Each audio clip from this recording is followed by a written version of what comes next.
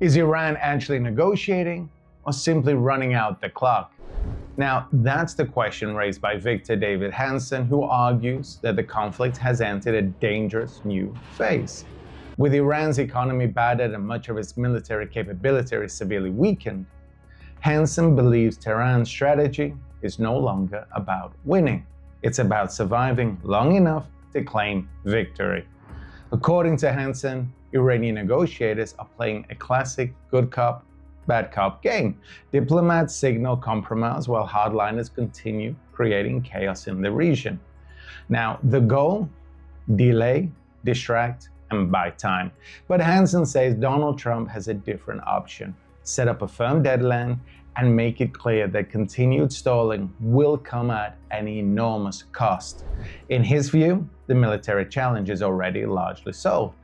The real battle is political, economic, and psychological. This is a very unusual war. We have no ground troops, no embedded reporters. We don't know the extent of damage, but it seems to me that they have been economically devastated. 90% of their military is inert, but they have enough missiles, they think, and the Gulf states are so vulnerable, they think, that, and the Straits of Hormuz are so that traffic is a fragile entity, that they can cause havoc and then delay the process, maybe hope for a global recession and drag it out until the midterms. They also are playing a very strange game. They're giving signals that the people talking to us, the quote unquote elected leaders, that they are at odds with the Revolutionary Guard. And we don't know because we've eliminated so many people if that's true, but you get the sneaking suspicion that they are the good cops and the Revolutionary Guard and the theocrats that every once in a while try to take out a carrier or hit the Kuwaitis or somebody. They're the bad cops, but they actually work in unison. And then the negotiators say to us, well, we can't control these people, we're sorry, we don't know what they're doing in the Gulf, laying mines and everything, but don't ruin the negotiations. And then that gives each of them credibility, I guess, against their competition for power. But at some point we have to stop it. And there's a lot of ways to stop it because militarily it's not a problem, it's a political problem. And it involves the world economy and the midterms and everything, but I think that the president can find a way to kind of square that circle. If he tells them informally there's going to be a deadline to this nonsense and you're going to regret it, and we're going to do enough damage to your economy and your military that it's going to take you a quarter century to recover, and we're going to leave a residual force that's going to keep that strait open along with the allies. And then I think he can say that to them, because we can't continue to do this because they interpret survival with victory. I know that sounds Orwellian, but they do. Every day that they're still there, they say, see, we took on the superpower of civilizational history and we're still here and they couldn't stop us. And they give no context that all of our restraint is self-imposed on us.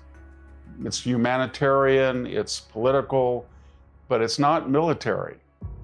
And we don't have to use, great weapons. We can defeat them from the air as we were doing, but we've lost about almost 2 months' time in these negotiations. And they interpret that as, and they look at magnanimity on our part as weakness to be exploited, not as magnanimity or kindness to be reciprocated. That's just the way they do. And you can't believe anything they say because they don't believe it's a lie. They think it's a strategic advantage not to tell the truth. So it's difficult to negotiate with them.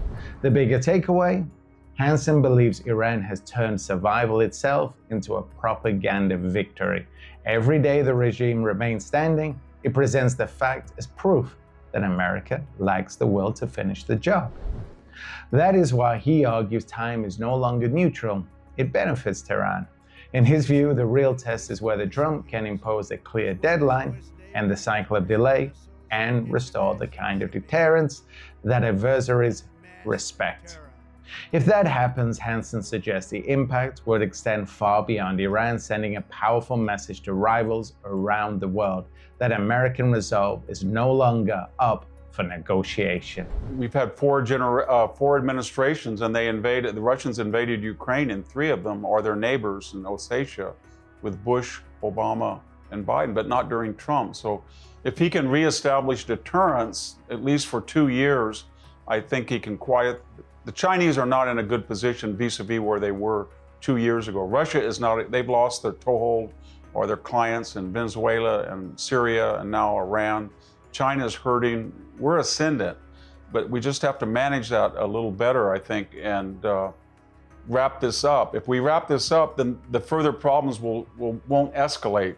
And we saw that with the bombing last June, and we saw it with Venezuela, we saw it with Panama. That creates momentum. But if we get stalled in negotiations, then the people come out of the woodwork and try to take advantage, but not a strong show in Iran.